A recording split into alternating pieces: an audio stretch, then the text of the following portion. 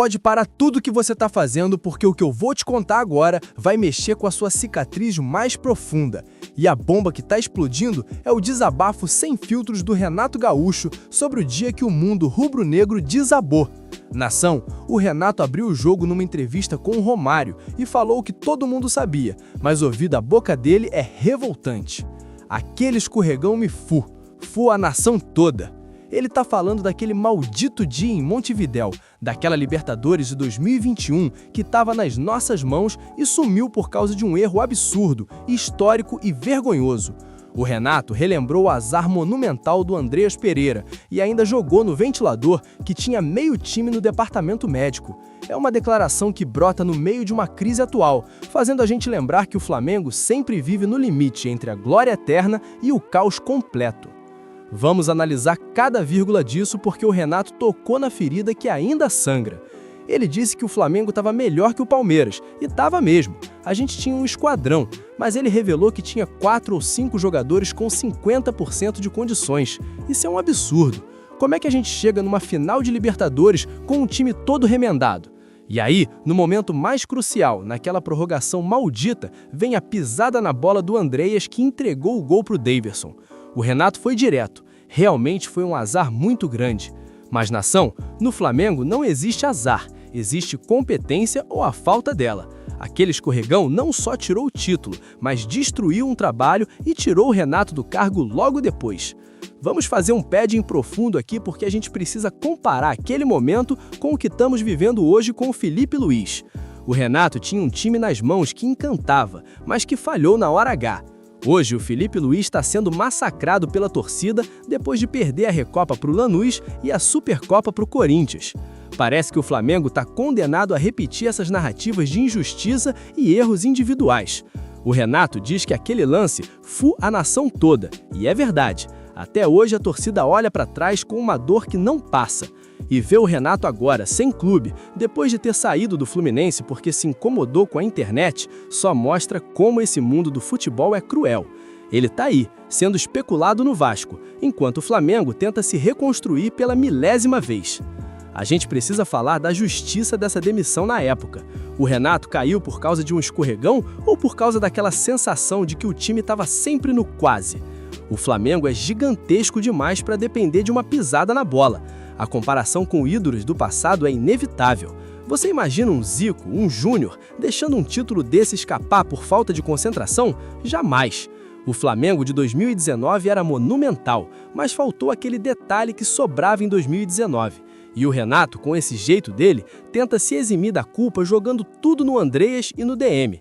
Mas a responsabilidade é de quem comanda, e é isso que a gente cobra do Felipe Luiz hoje.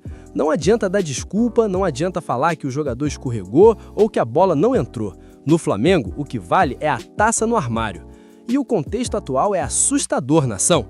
O Renato relembra o passado, enquanto o presente do Flamengo é uma incerteza total.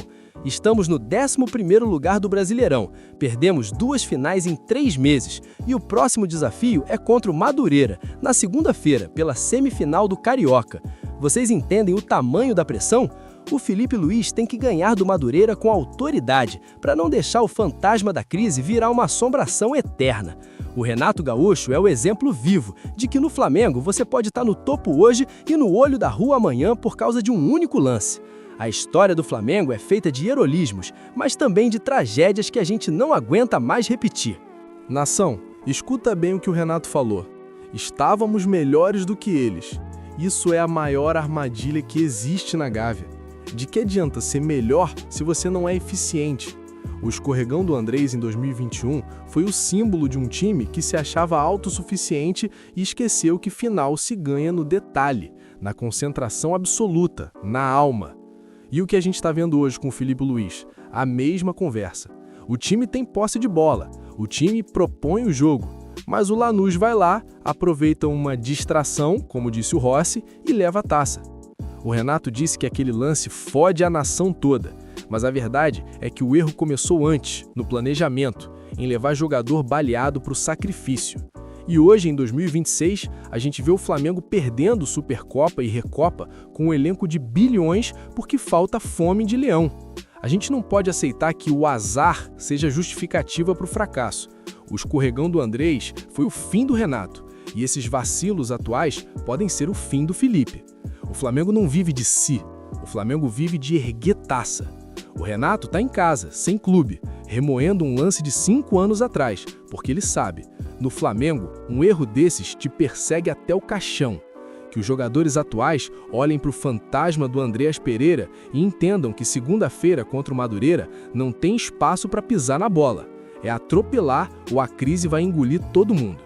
O Renato falou que estávamos melhores do que eles, e isso é o que mais dói, ser melhor e não levar. O Flamengo de Felipe Luiz também diz que é melhor, que tem a régua alta, mas cadê os títulos de 2026?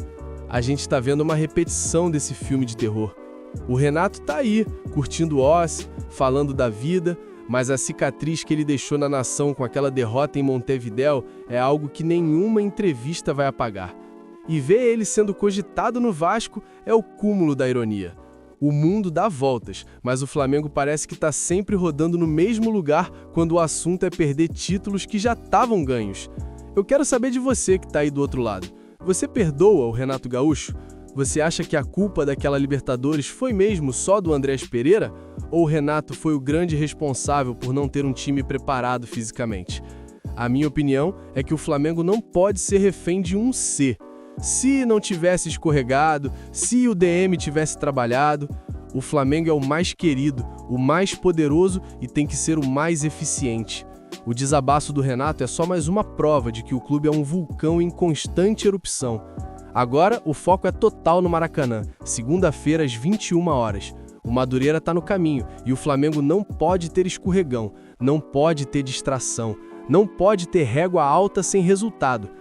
A gente quer ver o time que esmaga, o time que não dá chance pro azar. O recado do Renato serve de alerta. No Flamengo, um erro te persegue pro resto da vida. Que o Felipe Luiz e esses jogadores milionários assistam essa entrevista e entendam que a história não perdoa quem pisa na bola. A nação está cansada de lamentações. A nação quer é comemorar. Conclusão.